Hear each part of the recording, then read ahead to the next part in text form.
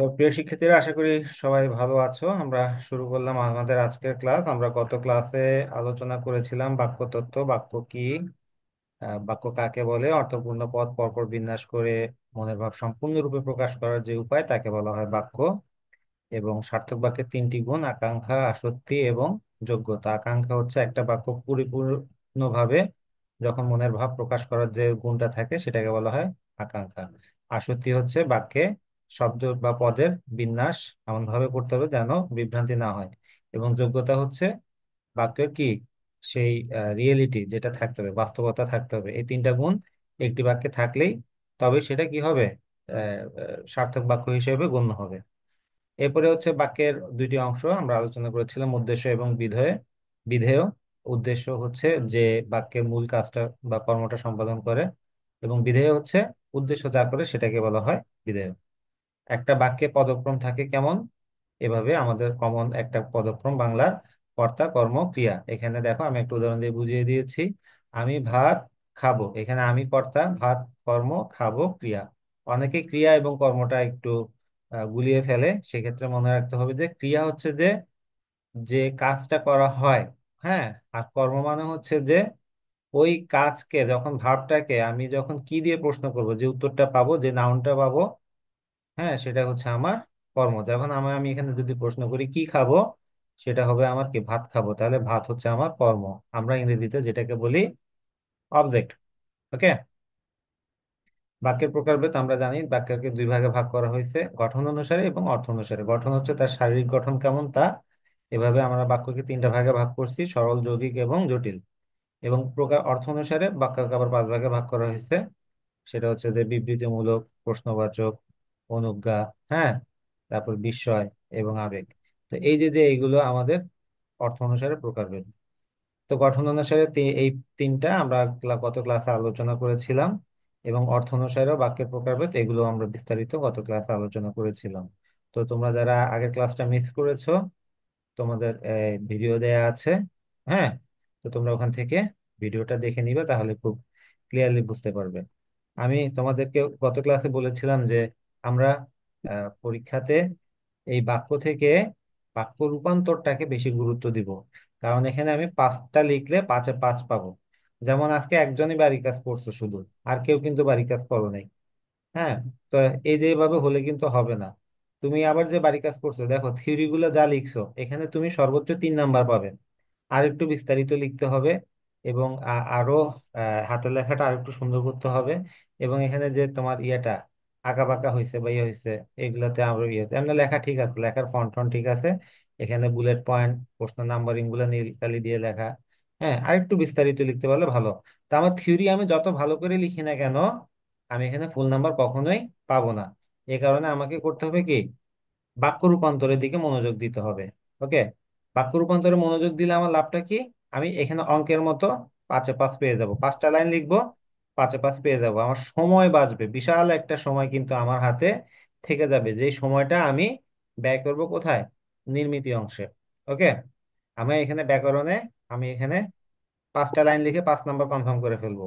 কিন্তু আমি যদি থিওরি লিখতে যাই, থিওরি লিখতে গেলে আমার মিনিমাম 2 পৃষ্ঠা লিখতে হবে। 2 পৃষ্ঠা লিখতে গেলে আমার মিনিমাম 20 মিনিট সময় নষ্ট হবে। তা আমার এখানে আমি 5 লাইনে যদি 5 নাম্বার তুলে ফেলতে পারি, আমার সময় বা লাগবে 5 মিনিট সর্বোচ্চ। আর ওদিকে আমার নাম্বার আমার সময় ওদিকে বেঁচে যাচ্ছে আরো 15 মিনিট। ওই 15 মিনিট সময় আমি রচনা লেখাতে বা অন্যান্য কিছুতে ব্যয় করব। এই কারণে আমার কি, এই থিওরি না লিখে যে প্র্যাকটিক্যাল যে কোশ্চেন গুলো আছে সেগুলোর দিকে আমাদের নজরটা বেশি দিতে হবে। এবং এটা খুব সহজ, থিওরি তোমার সব মনে থাকবে না, কিন্তু প্র্যাকটিক্যাল এরিয়াটা কি, মনে থাকবে বেশি। তো আজকে আমার এই ক্লাসে আমি মূলত আলোচনা করব বাক্য রূপান্তরের মূল বিষয়গুলো। এখানে অনেক বইতে অনেক ধরনের গ্রামাটিক্যাল রুলস এন্ড রেগুলেশন আলোচনা করছে, তোমরা এত কিছুতে যাবা না। সরাসরি আমরা প্র্যাকটিসে চলে যাব। আমি যেভাবে দেখে দেখাবো সেভাবে তোমরা করার চেষ্টা করবে, বোর্ড কোশ্চেন গুলো প্র্যাকটিস করবে, তাহলেই হবে। ওকে, তাহলে দেখবো যে তুমি পাঁচে পাঁচ একদম কনফার্ম করে ফেলতে পারতেছো। তা আমাদের সরল বাক্য কাকে বলে বলেছিলাম, যে বাক্যে একটি মাত্র উদ্দেশ্য, একটি মাত্র বিধেয় থাকে, তাকে বলা হয় সরল বাক্য। এখানে কিছু উদাহরণ আমি দিয়েছি। ওকে। এখানে ওই যে যে জুবাইর যে একটা বাড়ি কাজ দিয়েছো, ওকে, আহ বিপদে মোরে রক্ষা করো, এ নহে মোর প্রার্থনা, এটা কিন্তু কি, সরল বাক্য না। ওইটা তোমার যৌগিক বাক্য, জটিল বাক্য, ঠিক আছে। বিপদে মোরে রক্ষা করো, এটা দেখো আশ্রিত খণ্ডবাক্য, এটা আমি পরে আলোচনা করব। তো আমরা সরল বাক্য কি কি কাকে বলে এটা দেখলাম। এরপরে আমরা আলোচনা করেছিলাম মিশ্র বা জটিল বাক্য, এখানে আশ্রিত বা খণ্ডবাক্য থাকবে। হ্যাঁ, এখানে দুই ধরনের, একটা থাকবে আশ্রিত খণ্ডবাক্য, একটা প্রধান খণ্ডবাক্য। প্রধান খণ্ডবাক্যটা কি? যে বাক্যের ভিতরে যে অংশটাকে আমি স্বাধীন একটা বাক্য হিসেবে ব্যবহার করতে পারবো, সেটা হচ্ছে আমার প্রধান খণ্ডবাক্য। এরপর আসে যৌগিক বাক্য, যেখানে একাধিক জটিল অথবা সরল, সরল জটিল, জটিল সরল, বা জটিল জটিল সরল সরল মিলে যে বাক্য গঠন করে সেটাকে বলা হয় সংযোজক অব্যয় দ্বারা যুক্ত হয়, বা বিয়োজক হ্যাঁ দ্বারা যুক্ত হয়, তখন সেটাকে বলা হয় যৌগিক বাক্য। যৌগিক বাক্যের উদাহরণ আমরা দেখেছিলাম কিছু। ওকে, এখানে 3 বা 4টা উদাহরণে আমি কিভাবে সব হয়েছে সেগুলো ব্যাখ্যা করেছি, তোমরা আগের ভিডিওটা ভালো করে দেখে নিবে। তো আমরা প্রথমে আলোচনা করব যে সরল থেকে জটিল বাক্যে রূপান্তর। আজকে আমরা এখন বাক্য রূপান্তরকে চলে যাব সরাসরি বাক্য রূপান্তরে। খেয়াল করো, আমাদের যখন সরল বাক্যকে আমি জটিল বাক্যে রূপান্তর করবো, আমাকে করতে হবে কি? যেমন দেখো, এই ভিক্ষুককে ভিক্ষা দাও, আবির দে, আবির দে। তুমি কি আমার কথা শুনতে পাচ্ছ? স্যার, তোমাকে আমি বারবার বলছিলাম আগের দিন, মিউট করে রাখো, তুমি আনমিউট করে রাখো, তোমার পিছনে সাউন্ড হয়, এই সাউন্ডে বাকি সবার ডিস্টার্ব হয়। মিউট করে রাখো।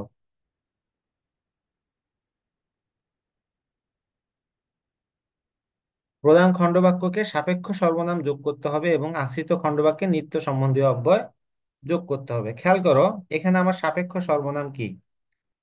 আমার ভিক্ষুককে ভিক্ষা দাও, এখানে আমার দেখো একটা উদ্দেশ্য, একটা বিধেয়।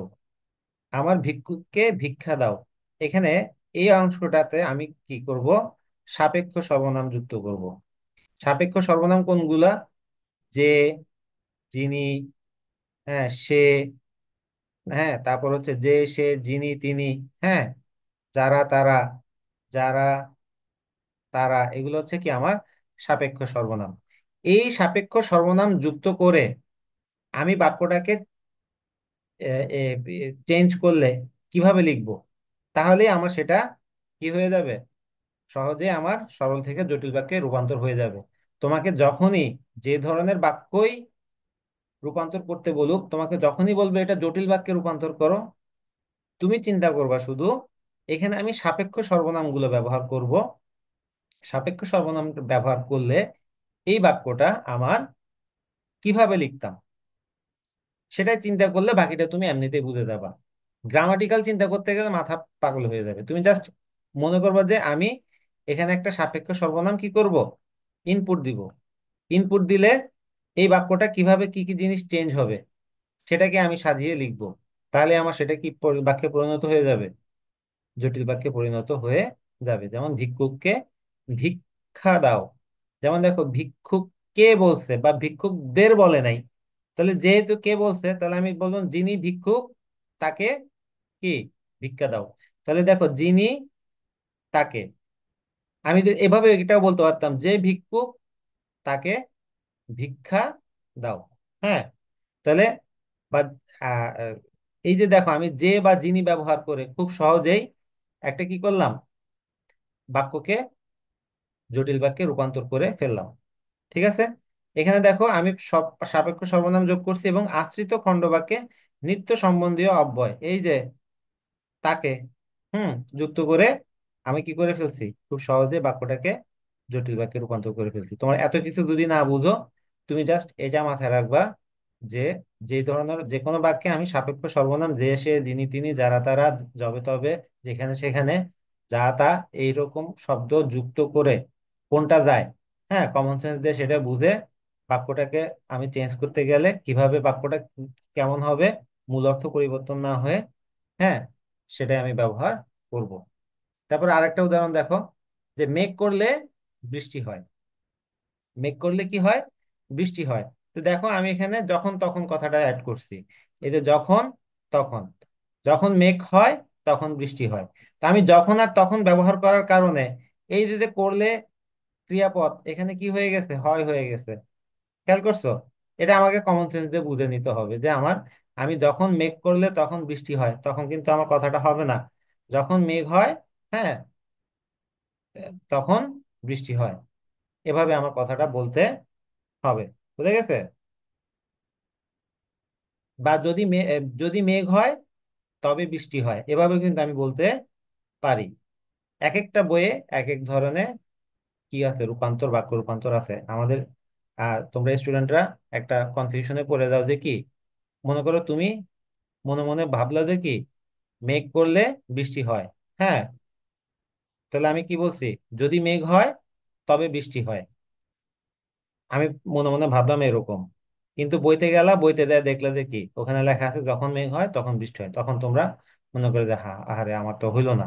আসলে তোমারটাও হইছে, বইয়েরটাও ঠিক আছে, তোমারটাও ঠিক আছে। তাহলে আমি এটা আরেকভাবে কিভাবে লিখতে পারতাম? যদি মেঘ হয় তবে বৃষ্টি হয়।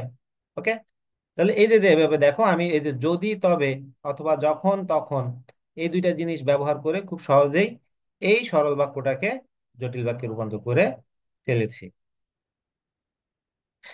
এরপরে দেখো, পরিশ্রমীরা সুখী হয়। এটা কিভাবে হয়েছে দেখো, পরিশ্রমীরা সুখী হয়। যারা পরিশ্রমীরা বলছি, ওকে, তাহলে এটা বহু বচন। তাহলে যারা পরিশ্রমী তারা কি হয়? সুখী হয়। এই যে যারা, তারা, এখানে আমাকে এভাবে ব্যবহার করেছি। যারা তারা ব্যবহার করে বাক্যটা কিভাবে লিখতে হবে সেটা চিন্তা করেছি। তারপর বাকি অংশগুলো চেঞ্জ করেছি, মূল কথা যাতে অর্থ চেঞ্জ না হয়। হুম। তো এই যে এইভাবে করে আমার, দেখো, যারা তারা ব্যবহার করে সাপেক্ষ সর্বনাম ব্যবহার করে আমি একটা সরল বাক্যকে জটিল বাক্যে রূপান্তর করেছি। এরপরে এখন আসো, আমরা আলোচনা করব যে সরল থেকে যৌগিক বাক্যে কিভাবে রূপান্তর করতে হবে।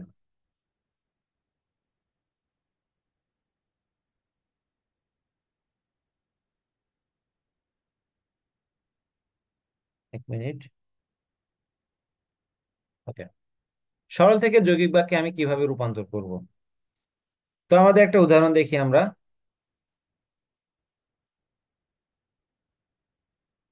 সরি। তিনি আমাকে বইটি দিয়ে বাজারে গেলেন। ওকে। তিনি আমাকে বইটি দিয়ে বাজারে গেলেন। অথবা এখানে বাক্যটাতে খেয়াল করো, আমাকে বইটি দিয়ে তিনি বাজারে গেলেন, বা তিনি আমাকে বইটি দিয়ে বাজারে গেলেন। এখানে সরল থেকে আমি যৌগিক করব কিভাবে?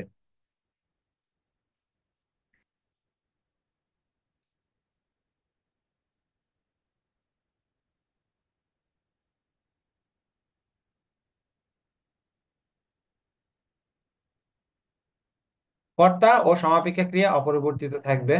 এখন কর্তা কি আর সমাপিকা ক্রিয়া কি? কর্তা তো আমরা যে সাবজেক্ট যেটাকে বলি বাক্যের, সেটাকে বলা হচ্ছে আমার কি, কর্তা। আর সমাপিকা ক্রিয়া কি?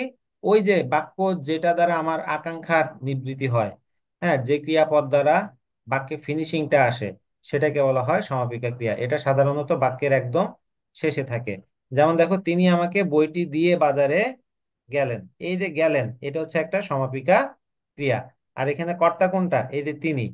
তো সমাপিকা ক্রিয়াকে সম্প্রসারিত করে প্রধান খণ্ডবাক্যে পরিণত করতে হবে। মানে প্রধান খণ্ডবাক্য কোনটা বলছিলাম? যে অংশটা আমি একটা স্বাধীন বাক্য হিসেবে ব্যবহার করতে পারবো। তারপর বিভিন্ন অব্যয় যুক্ত করে নিতে হবে, যেমন এবং, ও, আর। সোজা কথা, এখন আসো, আমাদের এত নিয়ম, 1 আর 2 নম্বর নিয়ম যদি তুমি না বুঝো, তাহলে তোমার 3 নম্বর নিয়মটা মনে রাখতে হবে। 3 নম্বর নিয়ম কি? যখনই তোমাকে বলবে যে কোনো বাক্যকে যৌগিক বাক্যে রূপান্তর করো, হ্যাঁ, তখন তুমি কি, এই যে যে সংযোজক অব্যয় যেগুলো বিভিন্ন কিছু আছে, আমাদের বিভিন্ন সংযোজক অব্যয়গুলো কি কি? বিভিন্ন সংযোজক অব্যয় আছে, এবং, ও, আর, কিংবা, তথাপি, অথবা, হ্যাঁ, এগুলো হচ্ছে আমার সংযোজক অব্যয়। এই জিনিসগুলো ব্যবহার করে একটা বাক্যে যখন আমি পরিবর্তন আনতে চাইবো, তখন কি কি পরিবর্তন হবে এটা তুমি কমন সেন্স দিয়ে চিন্তা করবে, তাহলে দেখবো খুব সহজে সরল থেকে যৌগিক বাক্যে রূপান্তর তুমি করতে পারতেছো। তিনি আমাকে বইটি দিয়ে বাজারে গেলেন। তো তিনি আমাকে, এই যে, তিনি আমাকে বইটি দিলেন এবং বাজারে গেলেন। তা আমি এই যে আবার আরেকটা বাক্য দিয়ে আমি দেখাই।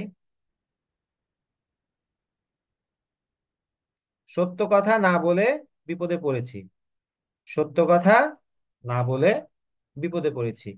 তো আমার এখানে দেখো আমি কি করেছি, আমি জাস্ট একটা সংযোজক অব্যয় তাই ব্যবহার করেছি। আমি এখানে তাই না দিয়ে আমি এবংও ব্যবহার করতে পারিনি, পারতাম। সত্য কথা বলিনি এবং বিপদে পড়েছি, সত্য কথা বলিনি তাই বিপদে পড়েছি। তাহলে আমার এখানে দেখো এই যে যে আমার এখানে কি পরিবর্তন করছি, আমি এই যে না বলে, না বলে অংশটা পরিবর্তন হয়ে কি হয়ে গেছে, বলিনি হয়ে গেছে, তাই না? আর বিপদে পড়েছে অংশটা যেমন ছিল এখানেও ঠিক কি তেমনই আছে। আর দুইটা জিনিস, আমি এই যে না বলে কথাটা চেঞ্জ হয়ে কি হয়ে গেছে, বলিনি। আর আরেকটা সংযোজক অব্যয় এই যে আমি তাই শব্দটা ব্যবহার করছি, অথবা আমি এখানে এবংও ব্যবহার করতে পারতাম।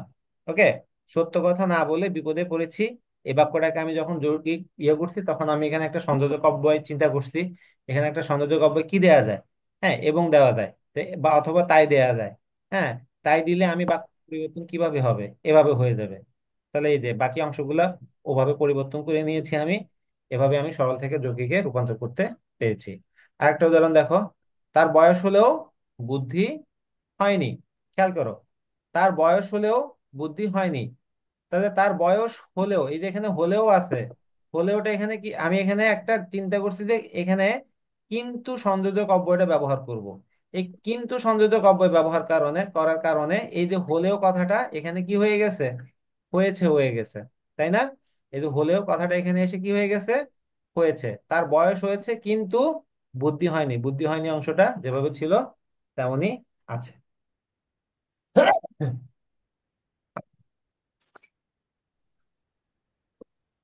তো এভাবে আমরা সরল থেকে যৌগিকে রূপান্তর করা শিখলাম। এখন ঠিক একইভাবে আমি যদি সরল থেকে যৌগিক করা শিখছি, আবার জটিল থেকে আমার যখন সরল করতে হবে তখন আমি কি করব? যখন আমার জটিল দিবে, জটিল বাক্যে কি থাকবে, ওই যে সাপেক্ষ সর্বনাম গুলো থাকবে, যে, তিনি, যারা, তারা, হ্যাঁ এগুলা থাকবে। এগুলা থাকলে আমি ওগুলা বাদ দিয়ে বাক্যটা কিভাবে লিখলে একটা উদ্দেশ্য একটা বিধেয় থাকবে, তাহলে আমার সেটা সরল বাক্যে পরিণত হয়ে যাবে। যেমন আমি মনে করো এখানে আমি তোমাদেরকে বললাম যে কি একটা একটা সরল থেকে জটিল বাক্যের উদাহরণ, তো আমি এখানে ব্যাখ্যা করছি, মেঘ করলে বৃষ্টি হয়। ওকে, তো আমার যদি আমি এভাবে বলি, যদি ভালো করে পড়ো, হুম, তবে A+ পাবে। যদি ভালো করে পড়ো তাহলে কি A+ পাবে। এটা কি ধরনের বাক্য? এটা হচ্ছে যে একটা জটিল বাক্য। ওকে, এই বাক্যটাকে আমি জটিল থেকে সরল বাক্যে রূপান্তর করব। তাহলে আমাকে কি করতে হবে, এই সাপেক্ষ সর্বনামগুলো বাদ দিয়ে দিতে হবে, যদি তবে বাদ দিয়ে দিলাম। এরপরে আমার কি চেঞ্জ করতে হবে, দেখো ভালো করে পড়ো A+ পাবে, তাহলে আমরা পড়োটা কথাটা চেঞ্জ করে আমার এখানে আনতে হবে পড়লে, ভালো করে পড়লে A+ পাবে। এখন দেখো এভাবে খুব সহজে আমি সাপেক্ষ সর্বনাম বাদ দিয়ে তখন আমার ক্রিয়াপদটাকে করলাম, কিছু চেঞ্জ করলাম, ফলে সেটা সহজেই কি জটিল থেকে সরলে রূপান্তরিত হয়ে গেল। একইভাবে আমি যখন সরল থেকে জটিল করলাম, আবার যৌগিক থেকে যখন সরল করতে গেছি, সত্য কথা বলিনি তাই বিপদে পড়েছি, হ্যাঁ তার বয়স হয়েছে কিন্তু বুদ্ধি হয়নি। আমি একইভাবে যদি আরেকটা যৌগিক বাক্য দিই, তিনি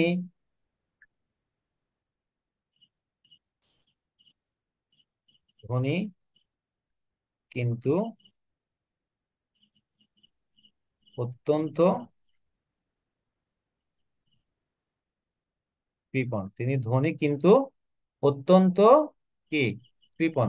এখানে আমার এই বাক্যটা হচ্ছে একটা জটিল বাক্য, সরি এটা একটা হচ্ছে যে কি যৌগিক বাক্য।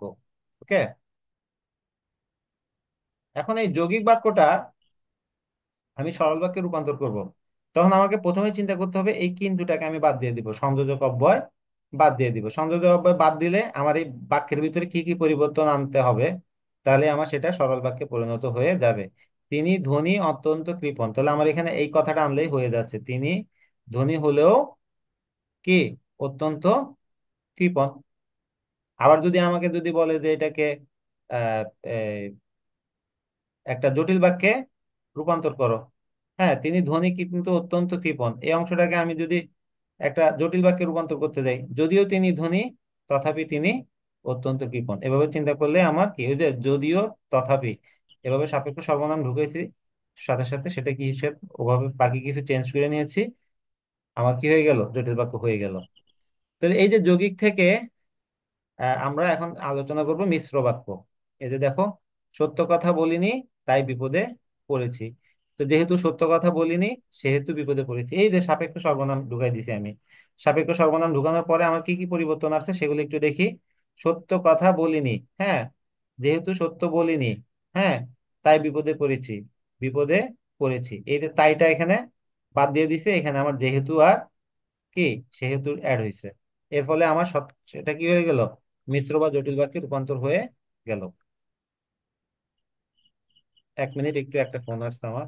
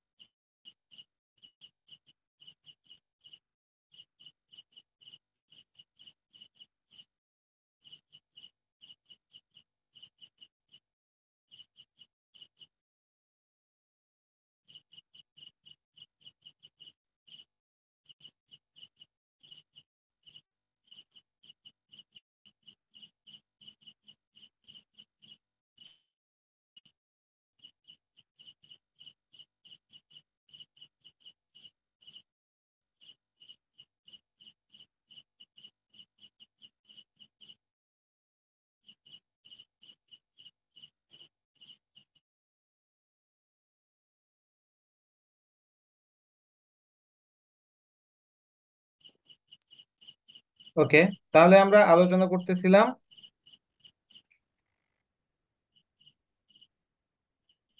যৌগিক বাক্য থেকে মিশ্র বাক্য। এখানে দেখো আরেকটা উদাহরণ, দোষ স্বীকার করো তোমাকে কোনো শাস্তি দিব না। এই বাক্যটাতে আমার কিন্তু কোনো সংযোজক অব্যয় ব্যবহার করা হয়নি, মানে বাক্য ব্যবহার হয়নি মানে আহ, ব্যবহার হয়েছে কিন্তু উল্লেখ করা প্রয়োজন হয়নি। হ্যাঁ, এটা উজ্জ্ব আছে। তো দোষ স্বীকার করো তবে তোমাকে কোনো শাস্তি, বা তাহলে তোমাকে কোনো শাস্তি দিব না, কথাটা এরকম আসে না? হ্যাঁ, আহ, আমি তাহলে সংযোজক অব্যয়টা এখানে ব্যবহার করি নাই, প্রয়োজন পড়ে নাই, দোষ স্বীকার করো, তার বদলে আমি কি কমা ব্যবহার করেছি। এ কারণে বাক্যটা কি হয়েছে, একটা যৌগিক বাক্যে রূপান্তর হয়েছে। তো আমি এই যৌগিক বাক্যটাকে যখন মিশ্র বাক্যে রূপান্তর করব, তখন আমার সংযোজক অব্যয়টা ব্যবহার করতে হবে। সংযোজক অব্যয় কি আনতে পারি, যদি দোষ স্বীকার করো তাহলে তোমার কোনো কি, বা তবে তোমাকে কোনো শাস্তি দেব না। এতে দেখো যদি তাহলে বা যদি তবে, এভাবে আমি দুইটা সাপেক্ষ সর্বনাম এখানে ব্যবহার করছি। এতে যদি এবং আরেকটা হচ্ছে যে কি, তবে। বাকিগুলো আমি আমার মতো করে এই দুইটা জিনিস ব্যবহার করার কারণে কি কি পরিবর্তন আনতে হইতে পারে সেটা চিন্তা করে পরিবর্তন করে দিয়েছি। হ্যাঁ, তাহলে তেমন কোনো পরিবর্তন এখানে কিন্তু দেখা যাচ্ছে না। এখানে একটা সংযোজক অব্যয় ছিল, যদি দোষ স্বীকার করো তাহলে, তাহলে এটা আমি এখানে চেঞ্জ করে তবে হয়ে গেছে। তো এই যৌগিক ক্রিয়া থেকে আমি মিশ্র বাক্যে রূপান্তর এভাবে করব। যেমন বিপদ এবং দুঃখ একই সময়ে আসে, তো যখন বিপদ আসে তখন দুঃখ আসে। এই যে যখন তখন, আমি যখন এবং তখন দুইটা জিনিস ব্যবহার করেছি। আর এই যে এখানে এবং একটা ছিল, সেই এবংটাকে বাদ দিয়ে দিয়েছি। ফলে সহজে এটা কি হয়ে গেল, মিশ্র বাক্যে রূপান্তর হয়ে গেল। আমার যা সোজা কথা, যে কোনো বাক্যকে আমি মিশ্র বাক্যে রূপান্তর করতে গেলে এখানে সাপেক্ষ সর্বনাম ব্যবহার করতে হবে। আর যে কোনো বাক্যকে যৌগিক বাক্যে রূপান্তর করতে গেলে এখানে আমার সংযোজক অব্যয় ব্যবহার করতে হবে। তাহলে সেটা আহ, আমরা পরিবর্তন করে ফেলতে পারবো। আর যদি তোমাকে বলে যে সরল বাক্যে রূপান্তর করো, তাহলে তুমি এখানে যদি সংযোজক অব্যয় থাকে এগুলা বাদ দিয়ে বাকি পরিবর্তন কিভাবে করতে হবে সেটা চিন্তা করতে হবে। আর যদি কোনো সাপেক্ষ সর্বনাম থাকে ওগুলা বাদ দিয়ে বাক্যটা কি পরিবর্তন করা যায় সেটা তোমাকে চিন্তা করতে হবে। সকল সাপেক্ষ সর্বনাম, সংযোজক অব্যয় এগুলা বাদ দিয়ে তারপর বাক্যটা কেমন হবে সেটাই তোমাকে চিন্তা করতে হবে, তাহলে সেটা সরল বাক্যে রূপান্তর হয়ে যাবে। তো তোমাদের সাধারণত পরীক্ষাতে 7টার মতো দিবে, 7টি থেকে যে কোনো কি 5টি তোমাকে লিখতে হবে। 7টি থেকে কয়টি লিখতে হবে? 5টি লিখতে হবে। তো এখানে এই 5টার ভিতরে 3 থেকে 4টা দিবে তোমার এই গঠন অনুযায়ী বাক্য পরিবর্তন। হ্যাঁ, বা 3টাও দিতে পারে, 4টাও দিতে পারে, বা লাখ লাখ ভালো থাকলে 5টাও দিয়ে দিতে পারে। তাই আমার এই যে এই বাক্য গঠনটা, আমি এই জিনিসটা মাথায় রাখলে আমার খুব সহজেই আমি কি বাক্য পরিবর্তন করতে পারবো গঠন অনুযায়ী। এখন আসো যৌগিক থেকে আমার মিশ্র বাক্য। মিশ্র বাক্যে আমি কি বলছিলাম? ওই যে জটিল বাক্যে যদিও তিনি, এগুলো আমার ইয়ে করতে হবে। তো তিনি খুব গরিব কিন্তু তার সততা প্রশংসনীয়, যদিও তিনি খুব গরিব তথাপি তার সততা প্রশংসনীয়, এই যে এখানে আমার যদিও তথাপি এই জিনিসগুলো অ্যাড হয়েছে। ওকে, এখন আসো আমাদের এটা বাড়ি কাজ, তোমাদের এটা দরকার নাই। আমাদের এখন এখান থেকে বাড়ি কাজ করবো আমরা। ইয়ে করবো আমরা এখন গঠন অনুযায়ী, এতক্ষণ আলোচনা করলাম গঠন অনুযায়ী বাক্য রূপান্তর। এখন আমরা প্রকৃতি অনুযায়ী যে বাক্য ইয়াগুলা আছে, 5 ধরনের বাক্য আমরা শিখেছিলাম প্রকৃতি অনুযায়ী, মনে আছে? এতে প্রকৃতি অনুযায়ী আমরা এখানে কোথায় শিখছিলাম? প্রকৃতি অনুযায়ী এই যে 5 প্রকার: বিবৃতিমূলক, প্রশ্নবোধক, অনুজ্ঞা, ইচ্ছা, আবেগ, এগুলো হচ্ছে আমার প্রকৃতি অনুযায়ী বা অর্থ অনুসারে বাক্যের প্রকারভেদ। এইখান থেকে আমরা বাক্য রূপান্তর কিভাবে করব সেটা এখানে আলোচ্য বিষয়। তোমাদের এখানে একটা জিনিস মাথায় রাখতে হবে যে যখন তোমাকে সরল, জটিল অথবা যৌগিক করতে বলবে, তখন আমার প্রকৃতি অনুযায়ী সেটা কোন দিকে গেল সেটা আমার দেখার বিষয় না। আবার যখন আমাকে প্রকৃতি অনুযায়ী পরিবর্তন করতে বলবে, তখন সেটা সরল হলো না জটিল হলো সেটা আমার দেখার বিষয় নাই। আমার প্রকৃতি অনুযায়ী পরিবর্তন হইলেই হলো। তো আমাদের প্রকৃতি অনুযায়ী প্রথমে যেটা আসে বিবৃতিমূলক। ওকে, আমাদের প্রথমে কোনটা আসে? বিবৃতিমূলক।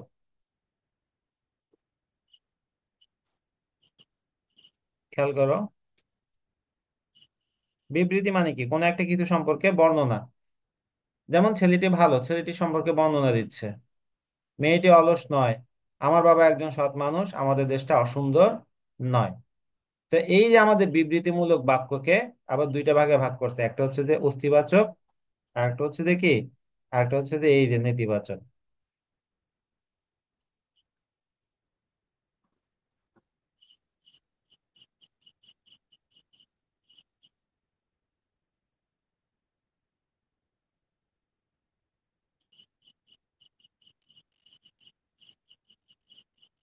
আর একটু ইয়ে হয়ে গেছে, চাপ লেগে। হ্যাঁ, দেখো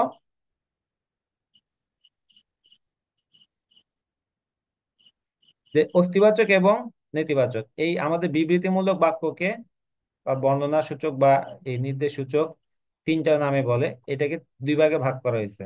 একটা হচ্ছে যে কি বলবো?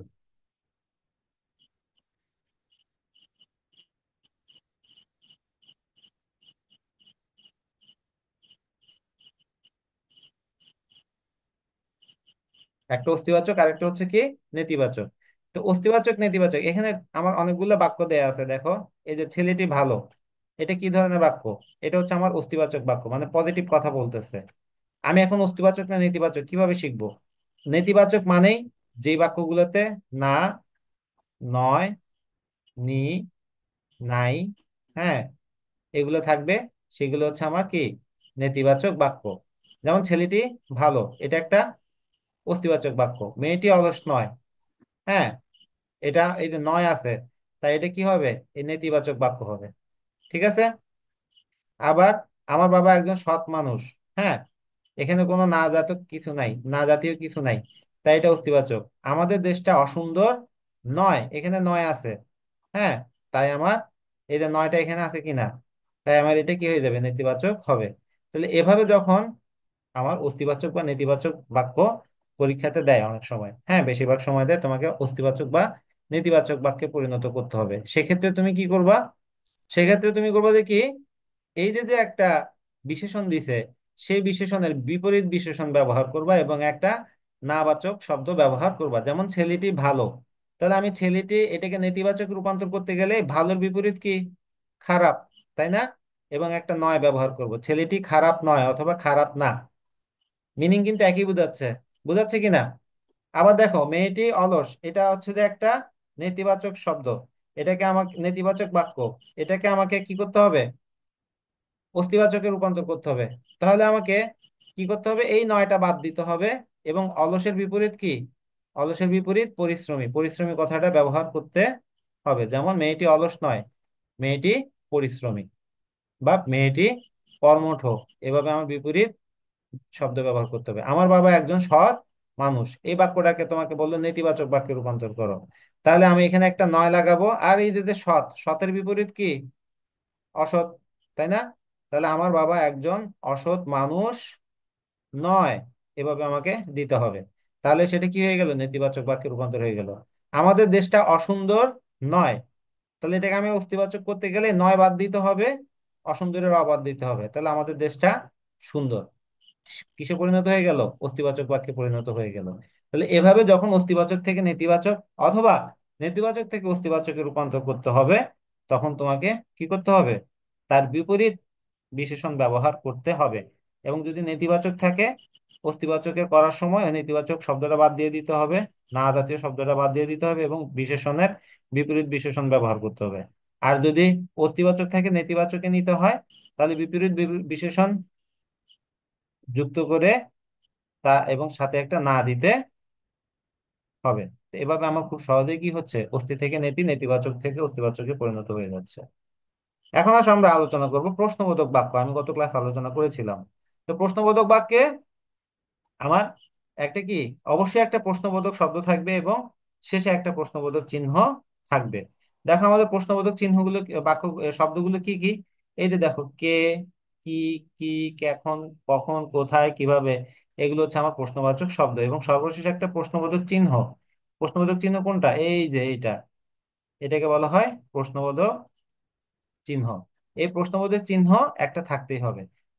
মনে রাখবা, কোনো কারণে যদি বাক্যে আমার এই প্রশ্নবোধক শব্দ নাই কিন্তু শেষে প্রশ্নবোধক চিহ্ন আছে, তখন কিন্তু সেটা প্রশ্নবোধক বাক্য হবে না, তখন সেটা হয়ে যাবে কি? বিস্ময়সূচক বাক্য। কেমনে হবে সেটা আমি পরে আরেকটা স্লাইডে আলোচনা করতেছি।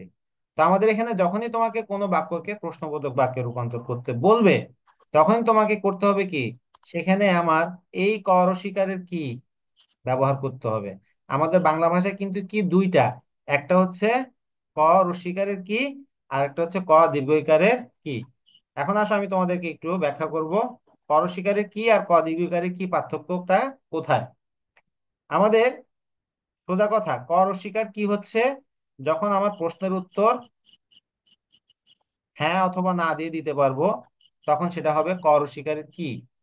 কিন্তু যখন আমি ক দীর্ঘইকার কি দিব, তখন আর আমি হ্যাঁ বা না দিয়ে প্রশ্নের উত্তর দিতে পারবো না, তখন আমাকে কিছু একটা বলতে হবে।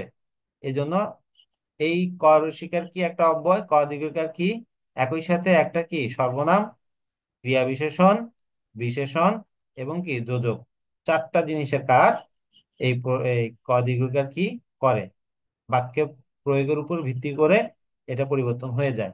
তো আমাদের এখানে প্রশ্নবোধক বাক্য যখন আমাকে রূপান্তর করতে বলবে, তখন আমাকে শুধু কর স্বীকারের কি ব্যবহার করতে হবে, অন্য কোনো কি ব্যবহার করা যাবে না। যেমন দেখো, আমাদের কি চাকরি হবে না, সে কি এখনো ভিক্ষা করে। তাহলে এই যে এই বাক্য দুইটাতে খেয়াল করো, এখানে কর স্বীকার কি, এখানে একটা কর স্বীকার কি আছে, এই যে এখানে একটা প্রশ্নবোধক চিহ্ন আছে। এখন একটা বাক্য দিল, হুম, বাক্য দিল যে কি,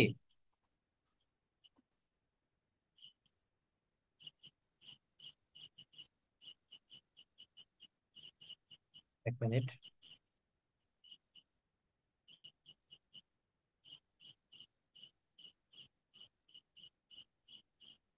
মনে করো একটা বাক্য দিল, বললো যে এটাকে তোমাকে প্রশ্নবোধক বাক্যে রূপান্তর করতে হবে। বাক্যটা দিছে এরকম যে ছেলেটি গাঁজা খায়। ছেলেটি কি গাঁজা খায়। এই বাক্যটাকে তোমাকে যখন প্রশ্নবোধক বাক্যে রূপান্তর করতে হবে, তখন এই যে এই 4 নম্বর পয়েন্টটা খেয়াল করো। অস্তিবাচক থাকলে নেতিবাচকে, নেতিবাচক থাকলে অস্তিবাচকে রূপান্তর করে নিতে হবে। তাহলে আমার এখানে ছেলেটি গাঁজা খায়, তখন আমার এই বাক্যটাকে প্রথমে রূপান্তর করে নিতে হবে কি ছেলেটি গাঁজা খায় না। এবং একটা সংযোজক, ওই যে কি একটা কি সর্বনাম প্রশ্নবোধক ইয়া ইয়া ব্যবহার করতে হবে। তাহলে আমার প্রশ্ন এখানে একটা ছেলেটা কি গাঁজা খায় না।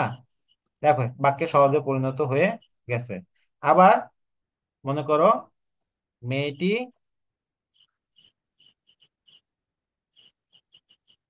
মেয়েটির চরিত্র ভালো না।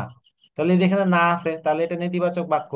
আমাকে এই বাক্যটাকে যখন আমার প্রশ্নবোধক বাক্যে রূপান্তর করতে হবে, তখন এই নাটা প্রথমে বাদ দিয়ে দিব।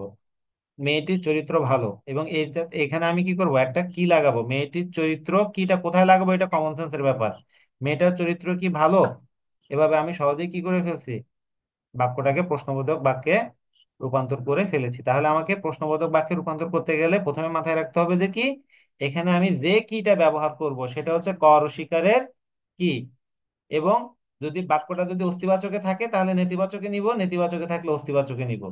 এবং এখানে একটা ক রসিকারের কি কমন সেন্স খাড়ায় কোন জায়গায় বসতে পারে, হ্যাঁ, সেখানে আমি বসাই দিব। যেমন এখন এটা কোথায় বসবে, এটা আমি তোমাকে বুঝাতে গেলে তোমার মাথা আরো বেশি খারাপ হবে। তুমি কমন সেন্স দিয়ে কি কোথায় ব্যবহার করো, বাংলা তো সবাই ব্যবহার, কেউ তো আর বাংলা ভাষা ছাড়া বাংলা ভাষা জানো না এমন কেউ নাই, তাই না? তো সেক্ষেত্রে তুমি খুব সহজেই বুঝতে পারবে যে কিটা কোথায় বসাতে হবে। এভাবে আমার কি করতে হবে, প্রশ্নবোধক বাক্যকে রূপান্তর করতে হবে। আর যদি প্রশ্নবোধক বাক্যকে বিবৃতিমূলক বাক্যে রূপান্তর করতে বলে, তাহলে মনে করো তাহলে আমি কি করব, যেমন আমাদের কি চাকরি হবে না, আমাদের কি চাকরি হবে না, এই নাটা বাদ দিব, কিটা বাদ দিব, তাহলে আমাদের চাকরি হবে। এটা হচ্ছে আমাদের কি সহজে একটা কিসে পরিণত হয়ে গেল, প্রশ্ন থেকে সাধারণ বাক্যে রূপান্তর হয়ে গেল। সে কি এখনো ভিক্ষা করে, এটাকে আমি যদি সাধারণ বিবৃতিমূলক বাক্যে রূপান্তর করতে যাই তাহলে কি বাদ দিব, এখানে আমার একটা না আনতে হবে, তাই না? সে এখনো ভিক্ষা করে না। ঠিক আছে। তো এভাবে আমি প্রশ্নবোধক বাক্যকে খুব সহজে রূপান্তর করতে পারবো। এখন আসো আমার অনুজ্ঞাবাচক বাক্য। অনুজ্ঞাবাচক বাক্যে বলতে কি বোঝায়, আদেশ নির্দেশ উপদেশ ইত্যাদি বুঝাইলে তখন তাকে বলা হয় অনুজ্ঞাবাচক বাক্য। এখন দেখো অনুজ্ঞাবাচক বাক্যে আমার আহ, আহ, অনুরোধ ব্যবহার হয়। আমরা সাধারণত কাউকে কোনো একটা কাজ করতে বললে কিভাবে বলবো, সেটা হিসাব করে আমাকে কথাটা বলতে হবে। যেমন দয়া করে আমাকে এক গ্লাস পানি দাও, বা আমাকে এক গ্লাস পানি দাও। দয়া করে এক দাও এটা অনুরোধ বুঝাচ্ছে, আমাকে এক গ্লাস পানি দাও এটা আদেশ বুঝাচ্ছে, নির্দেশ বুঝাচ্ছে, তাই না? রৌদ্রে দৌড়াবে না, হ্যাঁ, মিথ্যা কথা বলবে না, তোমার নিয়মিত পড়াশোনা করা, নিয়মিত পড়াশোনা করবে। যেমন এখানে এই বাক্যটা খেয়াল করো, আমি এই বাক্যটাকে যদি কি করি, অনুজ্ঞাবাচক বাক্যে রূপান্তর করি, তোমার নিয়মিত পড়াশোনা করা উচিত, উচিত কথাটা বাদ দিব, করাটাকে কি বলবো, করো। আমরা যদি কাউকে কিছু অর্ডার দিলে কিভাবে বলতাম, তোমার নিয়মিত পড়াশোনা করো, তখন কি তোমার বলতাম, তখন কি শুধু বলতাম এটা, তোমারও বাদ দিয়ে দিই, নিয়মিত পড়াশোনা করো। তো এখন আবার অনুজ্ঞাবাচক বাক্যকে যখনই আমি সোজা কথা, আমি কিভাবে বুঝবো এটা অনুজ্ঞাবাচক বাক্যে রূপান্তর করতে হবে, সোজা কথা কাউকে এই জিনিসটা করতে বললে তুমি সরাসরি কিভাবে অর্ডার দিতা, সেভাবেই কথাটা বলতে গেলে কি জিনিস তোমার চেঞ্জ করতে হইতো সেটাই তুমি এখানে লিখবা। যেমন ধরো একটা বাক্য দিলাম যে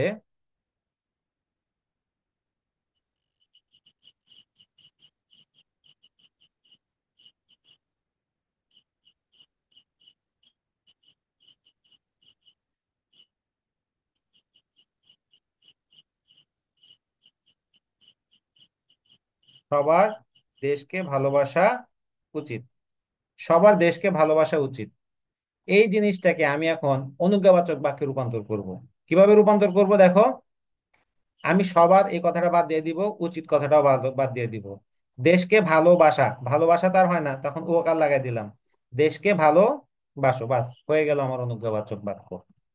এখন আবার অনুজ্ঞাবাচক বাক্যে যদি বিবৃতিমূলক বাক্যে বা প্রকৃতি অনুযায়ী বাক্যে বা অস্তিবাচক বাক্যে রূপান্তর করতে বলে, তখন তুমি কি করবা? রৌদ্রে দৌড়াবে না। তাহলে আমার কি কি করব? রৌদ্রে দৌড়ানো, হ্যাঁ, আমি এই যে উচিত নয়, তখন আমার এই যে উচিত কথাটা তখন আমি অ্যাড করব। যখন স্বাভাবিক বাক্যে রূপান্তর করব তখন আমার কি করব? উচিত কথাটা অ্যাড করে দিব। দয়া করে আমাকে এক গ্লাস পানি দাও, বা আমাকে এক গ্লাস পানি দিতে বলা যাচ্ছে, বা এক গ্লাস পানি দেওয়ার জন্য অনুরোধ করা যাচ্ছে। রৌদ্রে দৌড়াবে না। রৌদ্রে দৌড়া তোমার রৌদ্রে দৌড়ানো অনুচিত বা উচিত নয়। হ্যাঁ, মিথ্যা কথা বলবে না, মিথ্যা কথা বলা উচিত নয়। ওকে, এই যেভাবে আমি খুব সহজে অনুজ্ঞাবাচক বাক্যে কি করতে পারতেছি? রূপান্তর করতে পারতেছি, বা অনুজ্ঞাবাচক বাক্যকে সাধারণ বাক্যে রূপান্তর করতে পারতেছি।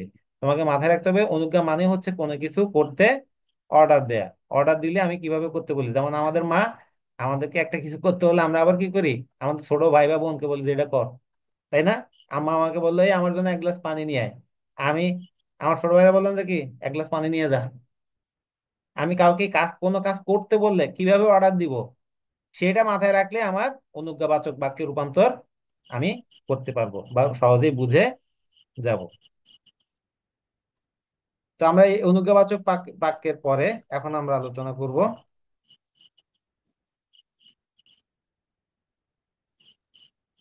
ইচ্ছাসূচক বাক্য। ইচ্ছাসূচক বাক্য কাকে বলে? হ্যাঁ, সোজা কথা, আমরা যখন কারোর জন্য আশীর্বাদ বা অভিশাপ দেই, অভিশাপ বইয়ের কথাটা বইতে কোথাও লেখে নাই, হ্যাঁ, কিন্তু বাস্তবে কিন্তু আমরা সবাই অভিশাপই দেই। আমরা আশীর্বাদ, হ্যাঁ, দোয়া, হ্যাঁ, অভিশাপ, অভিশাপ কিন্তু বইতে লেখা থাকে না, এটা তারপরে তোমাদেরকে বোঝার জন্য বলতেছে। অভিশাপ বা বদদোয়া, হ্যাঁ, বদদোয়া ইত্যাদি যখন আমরা ইয়ে করি, ব্যবহার করি, কোনো কথা বলি, এইগুলার অর্থ বা এই সেন্সে যখন আমরা কোনো বাক্য বলি, তখনই সেটা হয়ে যায় আমার ইচ্ছাসূচক বাক্য। যেমন আল্লাহ তোমার মঙ্গল করুন, জীবনে অনেক বড় হও, মানুষের মতো মানুষ হও। যেমন একটা বাক্য দিল যে কি, পরীক্ষায় তোমার সাফল্য কামনা করছি। পরীক্ষায় তোমার সাফল্য কামনা করছি, এটাকে আমি ইচ্ছাসূচক বাক্যে রূপান্তর করব। ওকে, জাস্ট এই যে হও কথাটা বলবো, পরীক্ষায় তুমি, তোমারটা তখন কি হয়ে যাবে? তুমি। পরীক্ষায় তুমি, সাফল্যটা কি হয়ে যাবে? সফল। কামনা করছি কথাটা কি হয়ে যাবে? হও। পরীক্ষায় তুমি সফল হও। সোজা কথা, আমার বাক্যটা তখন ইচ্ছাসূচক বাক্যে কেমন হচ্ছে? পরীক্ষায় তুমি সফল হও। বা আবার অনেক সময় বলি না যে তুই মর, তোর মাথায় ঠাড়া পড়ুক, হ্যাঁ, এরকম করে অভিশাপ দিই কিনা, তুই গাড়ির তলা পর, এরকম করে মনে মনে বলি কিনা? হ্যাঁ, তুই মরস না কেরে, এরকম করে অনেক সময় বলি। বল, যদিও এরকম করা উচিত না। হ্যাঁ, আমরা কখনোই কারো অমঙ্গল চিন্তা করব না, আমরা সব সময় তার মঙ্গল কামনা করব, তার জন্য ভালো চিন্তা করব। আল্লাহ আমাদেরকে কি করবে? সে ভালো দিবে। তুমি আরেকজনের সাফল্যে ঈর্ষান্বিত হইও না, বরঞ্চ তুমি চিন্তা করো যে এই কেন সফল সফল হয়েছে, এর ইয়েটা কি, এর হিংসা না কইরা কিভাবে সফল হয়েছে, তুমি সেটা অ্যানালাইসিস করো। ওকে, তাহলে তুমিও সফল হইতে পারবা। বুঝে গেছে?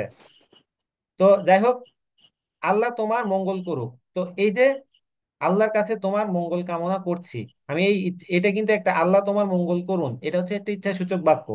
কিন্তু যখনই আমি এই ইচ্ছাসূচক বাক্যটাকে সাধারণ বাক্যে রূপান্তর করব, হ্যাঁ, বা বিবৃতিমূলক বাক্য বা নির্দেশসূচক বাক্য এতে রূপান্তর করব, তখন সেটা কি হবে? আল্লাহর কাছে তোমার মঙ্গল কামনা করছি, জীবনে অনেক বড় হও। হ্যাঁ, আল্লাহর কাছে কামনা করছি যে জীবনে যেন তুমি অনেক বড় হতে পারো, মানুষের মতো মানুষ হও। হ্যাঁ, আল্লাহর কাছে তোমার মানুষের মতো মানুষ হওয়ার দোয়া করছি। এভাবে করে আমার ইচ্ছাসূচক বাক্যকে আমি অন্যভাবে ইয়েতে নিয়ে যেতে পারি। তো সোজা কথা, আমরা দোয়া করার উদ্দেশ্যে যে কথাটা বলবো, আশীর্বাদ করার উদ্দেশ্যে যে কথাটা বলবো, সেটা হচ্ছে আমার ইচ্ছাসূচক বাক্য। কোনো বাক্যকে যখনই তোমাকে ইচ্ছাসূচক বাক্যে রূপান্তর করতে বলবে, সেটা আশীর্বাদ সূচক হতে পারে, সেটা অভিশাপ সূচক হতে পারে, হ্যাঁ, সেটা তখন তোমাকে ওই সেন্সে কথাটা তুমি কিভাবে ইয়ে করতা, চিন্তা করলেই তুমি সহজেই বুঝতে পারবে এটা কিভাবে লিখতে হবে। এখন আসো বিস্ময় সূচক বাক্য। বিস্ময় মানে কি? বিস্ময় বা আবেগ, হ্যাঁ, বিস্ময় অথবা আবেগ, এটা আরেকটা দিতে পারি কি আমরা, আবেগ। তো আবেগ, আমরা তো বাঙালি জাতি, আবেগ আমাদের বেশি, অতিরিক্ত আবেগ। এত আবেগ ভালো না। হ্যাঁ, যেমন দেখো, আহ আহ, এটা ওই যে মহানবী সাল্লাল্লাহু আলাইহি ওয়াসাল্লামের কাছে কয়েকটা জিনিসে তিনি খুব মানে ইয়ে হইতেন। তার ভিতরে একটা হচ্ছে যে অতি আবেগে ইয়া করা, যেমন কান্নাকাটির সময়, হ্যাঁ, ও চিল্লায় চিল্লায় কান্দে, বুক চাপড়ায় চাপড়ায় কান্দে, এই জিনিসটা একদম এটা তার কাছে অপছন্দ ছিল। তো দেখো, এই যে যে এখানে এখানে কিন্তু আমাদের একটা মেসেজ তিনি দিয়েছেন আমাদেরকে, যে কি আমাদের অতি আবেগ ভালো না, কিন্তু আমাদের বাংলাদেশে বেশিরভাগ আহ জনগোষ্ঠী কি অত্যন্ত আবেগী। তার একটা খুব ভালো এক্সাম্পল হচ্ছে কি, এই যে ভারত পাকিস্তান যুদ্ধ। ভারত পাকিস্তান যুদ্ধ করতেছে, এখানে বাঙালির কি নাই, ঘুম নাই। এখানে বাঙালি আছে, পাকিস্তানের কি হইলো, ভারতের কি হইলো, এক পক্ষ ভারত রে নিয়ে নাচতেছে, আরেক পক্ষ পাকিস্তান রে নিয়ে নাচতেছে। এরা দুইজনেই যে আমাদের শত্রু, এটা এরা বুঝতে পারছে না। পাকিস্তান আমাদেরকে একসময় গণহত্যা চালিয়েছে, তারা এদেশের মাটি চেয়েছে, মানুষ চায় নাই। হ্যাঁ, তারা এখানে আমাদের মা বোনদেরকে অত্যাচার করছে। আবার ঠিক ভারতও কি করছে, এই এতদিন ধরে আমাদেরকে 53 বছর ধরে নানাভাবে কি শোষণ করেছে, পানি দিয়ে, অনৈতিক আহ ব্যবসার ইয়ে দিয়ে, বা যাই হোক, এগুলোতে এখন আস্তে আস্তে প্রকাশ পাচ্ছে। আমাদের চিন্তা করতে হবে বাংলাদেশ ফার্স্ট। আমরা ভারতের সাথেও না, দিল্লিও না, করাচিও না, আমাদের দেখতে হবে আমাদের বাংলাদেশ আগে। ওকে, ডোনাল্ড ট্রাম্পের যেমন নীতি আছে আমেরিকা ফার্স্ট, আমাদের চিন্তা করতে হবে বাংলাদেশ ফার্স্ট। তো যাই হোক, এই যে যে বিস্ময়সূচক বাক্যে আমাদের কি করতে হবে, এই আবেগ বা এগুলো যখন ভয়, দুঃখ, হতাশা, তোমার আতঙ্ক, বা খুব আনন্দ, হর্ষ, বিষাদ, এগুলোর দ্বারা যে প্রকাশ পায় সেটাকে বলা হয় বিস্ময়সূচক বাক্য। আমার বিস্ময়সূচক বাক্যে একটা সবসময় মনে রাখতে হবে যে এই যে সবসময় ক দীর্ঘইকার কি ব্যবহার করতে হবে। ওকে, যেমন বললো যে বাংলাদেশ অনেক সুন্দর। বাংলাদেশ অনেক সুন্দর, এই বাক্যটাকে আমার বিস্ময়সূচক বাক্যে রূপান্তর করতে হবে। জাস্ট আমি কি করব, এই যে অনেকের জায়গায় একটা ক দীর্ঘইকার কি লাগাবো, বাংলাদেশ কি সুন্দর, এবং শেষে একটা কি বিস্ময়বোধক চিহ্ন এভাবে বসাই দিব। বুঝে গেছে? বিস্ময়বোধক চিহ্নটা কিরকম, এই যে এইভাবে একটা দাড়ির মতো দিয়ে নিচে একটা ফোঁটা দেওয়া। তো এই যে যে এভাবে আমি, দেখো কি সুন্দর এই দেশ, বা আমাদের এই দেশ বাংলাদেশ অনেক সুন্দর, তাহলে বাংলাদেশ কি সুন্দর, বা এই দেশ অনেক সুন্দর, এভাবে আমার বাক্যটাকে আমি রূপান্তর করতে পারতেছি। সে কি সাহস দেখালো। আমরা দেখো এইভাবে আমরা অনেক সময় বলি না, কি খেলছে, বা কি বৃষ্টি, কি রোদ, হ্যাঁ, এরকম করে অনেক সময় বলি। এই দিকগুলো আমার কিন্তু বিশ্ববে আবেগটাকে প্রকাশ করতেছে। সে কি সাহস দেখালো। হ্যাঁ, তো কি সাহস দেখালো, এই বাক্যটাকে যদি আমি সাধারণ বাক্যে রূপান্তর করি, বিবৃতিমূলক বাক্যে, সে কি এর জায়গায় আমি অনেক অনেক ব্যবহার করব।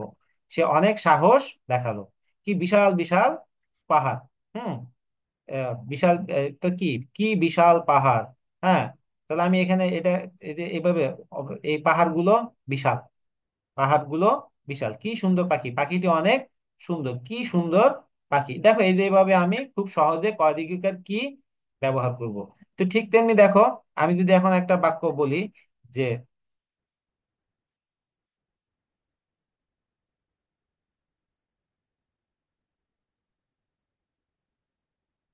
প্রশ্নটি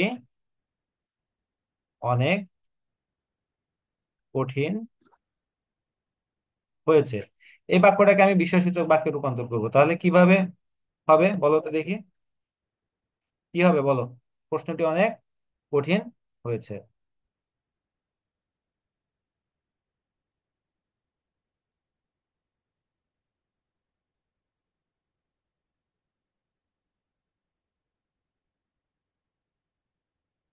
কি হবে বলো?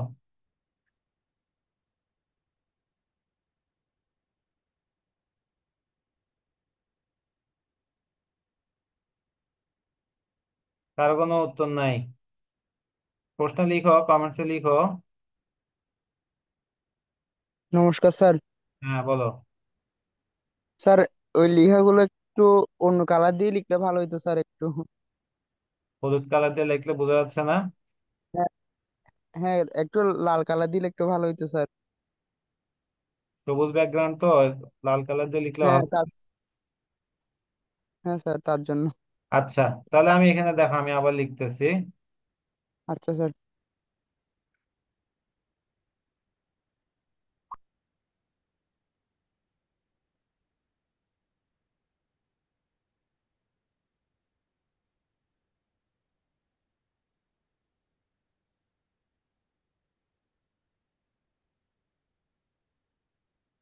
প্রশ্নটি অনেক কঠিন হয়েছে। এখন কি লেখা বোঝা যাচ্ছে? হ্যাঁ প্রশ্নটি স্যার। অনেক কঠিন হয়েছে, তাহলে এই বাক্যটা, এই বাক্যটাকে আমি যদি বিশ্বসূচক বাক্যে রূপান্তর করি তাহলে কি করতে হবে? প্রশ্নটা অনেক কঠিন। জাস্ট এই অনেকের জায়গায় আমি কি ব্যবহার করব? ওকে। এখন প্রশ্নটি কি আচ্ছা। কঠিন হয়েছে, তাহলে এই যে হয়েছে লিখতে পারি, না লিখতে পারি, সমস্যা নেই, কিন্তু শেষে আমার একটা বিশ্ববোধক চিহ্ন এভাবে দিয়ে দিব। তাহলে আমার সেটা কি হয়ে যাচ্ছে? বিশ্বসূচক বাক্যে রূপান্তর হয়ে যাচ্ছে। যাচ্ছে। ওকে। হ্যাঁ স্যার। হ্যাঁ স্যার। দেখো, এই যে এভাবে খুব সহজেই আমরা কি করতে পারি, বাক্যকে রূপান্তর করে ফেলতে পারি। তো আজকে এতটুকুই ছিল আমাদের ক্লাস। তো আমি তোমাদেরকে আজকে কি কি করালাম সেটা একবার রিপিট করতেছি, সবাই একটু মনোযোগ দিয়ে শুনো। আমরা মূলত আজকে বাক্যের গঠন পরিবর্তন আলোচনা করেছি। ওকে। আমার সরল থেকে জটিল করার সময় সোজা হিসাব, আমাকে যখনই জটিল করতে বলবে, যে কোনো ধরনের বাক্য জটিল করতে বললেই সেখানে আমি সাপেক্ষ সর্বনাম ব্যবহার করলে কি কি পরিবর্তন হবে সেটা মাথায় রেখে আমি সাপেক্ষ সর্বনামগুলো ব্যবহার করব। যে, তিনি, যারা, তারা, যেখানে, সেখানে, যবে, তবে, যখন, তখন, হ্যাঁ, যেন, তেন, যে, সে, হ্যাঁ। তো এইগুলো হ্যাঁ। ব্যবহার করলে বাক্যটা সহজে আমার জটিল হয়ে যাবে। এখন আবার জটিল জটিল আবার যৌগিক করতে গেলে আমাকে এখানে সংযোজক অব্যয় ব্যবহার করতে হবে। এবং, ও, আর, কিংবা, তথাপি, হ্যাঁ, অথবা, নতুবা, এই যে এগুলো হচ্ছে আমার সংযোজক অব্যয়। এই জিনিসটা ব্যবহার করে আমার বাক্যে পরিবর্তন কিভাবে আনবো সেটা একটু কমন সেন্স খাটায় চিন্তা করলেই আমি খুব সহজেই যৌগিক বাক্যে রূপান্তর করে ফেলতে পারবো। আর সরল বাক্যে রূপান্তর করতে গেলে আমার কি করতে হবে? সরল বাক্যে রূপান্তর করতে গেলে আমাকে মাথায় রাখতে হবে যে কি, বাক্য থেকে সব ধরনের অব্যয়, সংযোজক অব্যয় এবং সাপেক্ষ সর্বনামগুলো বাদ দিয়ে দিলেই আমি সেটা কিসে পরিণত করতে পারবো? সাধারণ সরল বাক্যে পরিণত করতে। সাধারণ পারবো। আচ্ছা, এরপরে আছে আমার অস্তিবাচক বা নেতিবাচক। আমার অস্তিবাচক থেকে নেতিবাচক করতে গেলে বিশেষণ বিশেষণের বিপরীত বিশেষণ ব্যবহার করে তার সাথে একটা না, নি, নয় ইত্যাদি লাগাই দিতে হবে। যেমন ছেলেটি ভালো, ছেলেটি খারাপ নয়, ভালোর বিপরীত খারাপ আমি ব্যবহার করছি এবং নয় ব্যবহার করছি। ওকে। বা ছেলেটি খারাপ না। আবার মেয়েটি হ্যাঁ স্যার। অলস নয়, তাহলে এটাকে আমি বিপরীত দিয়েতে, অলসের বিপরীত কি? পরিশ্রমী বা কর্মঠ। হ্যাঁ। এবং হ্যাঁ নয় কথাটা বাদ দিয়ে দিব, একটা বিপরীত বিশেষণ ব্যবহার করছি। এভাবে অস্থি থেকে নেতি, নেতি থেকে অস্থিতে পরিণত করব। প্রশ্নবোধক বাক্যে আমি কোনটা আনবো? কর শিকারের কি আনবো? কি আনবো? কর শিকারের কি। কতটা এবং অস্তিবাচক থাকলে নেতিবাচকে রূপান্তর করে নিব, নেতিবাচক থাকলে অস্তিবাচকে রূপান্তর করে নিব। নিব। ওকে। হ্যাঁ স্যার। অনুজ্ঞাবাচক বাক্যে আমার সোজা কথা, কাউকে অর্ডার করতে গেলে আমি কিভাবে কথাটা বলতাম সেটা মাথায় রেখে কথাটা বলবো, তাহলে আমি সেটা বুঝতে পারবো আমার কি কি পরিবর্তন করতে হবে। হবে। সূচক বাক্যে আমি কারো আশীর্বাদ, দোয়া বা অভিশাপ দেওয়ার উদ্দেশ্যে কথাটা বললে কিভাবে বলতাম সেটা চিন্তা করলে আমার ইচ্ছাসূচক বাক্যে পরিণত হয়ে যাবে। আর যাবে। সূচক বাক্যে যখনই আমি রূপান্তর করব, এখানে আমাকে ক দীর্ঘিকার কি ব্যবহার করে আর ওই যে যে বিশেষণের ইয়েটা ব্যবহার করে, বিশেষণের যে বিশেষণ থাকে, হ্যাঁ, আহ, সেটার বদলে আমি কি ব্যবহার করে কি সহজে বাক্যটা ব্যবহার করবো এবং কি কোনটা ব্যবহার করবো এখানে? ক দীর্ঘিকার কি। আচ্ছা। অদীর্ঘিক আর কি। হুম। তো এই হচ্ছে আমাদের আজকের ক্লাস। তো আমি তোমাদেরকে একটা আহ, প্রশ্ন ইয়ে দিব। আহ, সেটা তোমরা আহ, এ- এ- ইয়ে করার চেষ্টা করবা। আহ, মানে আহ, এটা কি বলে, সলভ করার চেষ্টা করবা। আমি 20টা কোশ্চেনের একটা ইয়ে দিব। তারপর তো এটা তোমরা আজকের ভিতরে আহ, বাসায় বা কালকে করে, হ্যাঁ, হ্যাঁ। উত্তরগুলো লিখে আমাকে দিবে। এটা তোমাদের একটা বাড়ির কাজ। আর আরেকটা জিনিস হচ্ছে যে তোমাদের আহ, আমি এই তোমাদের শনি সোম বুধ, বুধবার দিন, হ্যাঁ। বুধবার দিন আমি ক্লাস নিতে পারবো না। বুধবার দিন আমার একটু ইয়ে আছে, আমি একটু চিরাং ইউনিভার্সিটিতে যাব। ওকে, চিরাং ইউনিভার্সিটিতে যাব হ্যাঁ কারণ স্যার। হচ্ছে যে আমার ওই এখানে একটা কনভোকেশন আছে, কনভোকেশন এরিয়াতে অনুষ্ঠানে উপস্থিত থাকতে হবে। সেই কনভোকেশনের হ্যাঁ ইয়েতে স্যার। উপস্থিত থাকতে হবে দেখে আমি বুধবার দিন ক্লাসটা নিতে পারবো না। তো ইনশাল্লাহ বুধবারের পরে আমি আবার যদি পারি শুক্রবার দিন তোমাদের এক্সট্রা ক্লাস নিয়ে নিব। তো আজকের ক্লাস এতটুকুই, সবাই ভালো থাকবে, আহ, সুস্থ থাকবে। আর এই ক্লাসটা ওই যে সিক্রেট গ্রুপে আমি দিয়ে দিচ্ছি, সিক্রেট গ্রুপে তোমরা যারা মিস করেছো তারা দেখে নিতে পারো, হ্যাঁ এই জিনিস দরকার হলে বারবার রিপিট করে দেখে নিতে পারবে। আহ আর হচ্ছে যে আর যে নোটস গুলো দিচ্ছি সেগুলো তোমরা একটু ভালো করে পড়ে নিবে। তো সবাই ভালো স্যার, থাকবে। একটা প্রশ্ন ছিল হ্যাঁ স্যার। হ্যাঁ, বলো। স্যার, ওই আপনি যে প্রশ্নগুলো দিবেন এগুলো আমরা কি খাতায় সলভ করে কি আপনাকে কোথায় পাঠাবো, হোয়াটসঅ্যাপে পাঠাবো? হ্যাঁ, হোয়াটসঅ্যাপে পাঠাবো। আচ্ছা, ওই আমাদের যেটা আছে পাইনিয়ার ওইটাতে পাঠাবো না স্যার? না না, এটা দিবা তোমার এখানে, এই যে এখানে এ প্লাস এখানে? গ্রুপে দিবে, এ প্লাস গ্রুপে দিবা। আচ্ছা, প্লাস গ্রুপে দিব না স্যার? হুম হুম। আচ্ছা ওকে স্যার। তাহলে, ভালো থাকবে সবাই, আল্লাহ হাফেজ। আচ্ছা স্যার, নমস্কার, গুড নাইট স্যার।